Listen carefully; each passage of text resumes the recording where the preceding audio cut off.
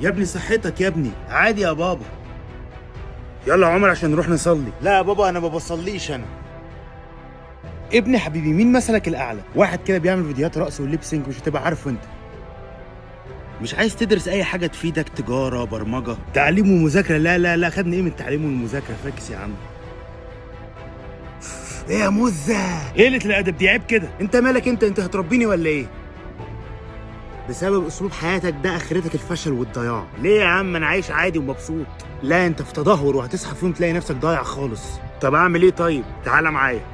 في 5 طوبات اساسيين عشان تبني عليهم مستقبلك: الصحه، التعليم، التربيه، مثلك الاعلى او قدوتك، اهم حاجه في الاساس بتاعك علاقتك بربنا ودينك. لازم تحفظ ال5 اساسيات دول زي اسمك. حاسس ان حياتك مش متظبطه؟ ارجع للاساس، ابني اساسك كده عشان مستقبلك يبقى كده.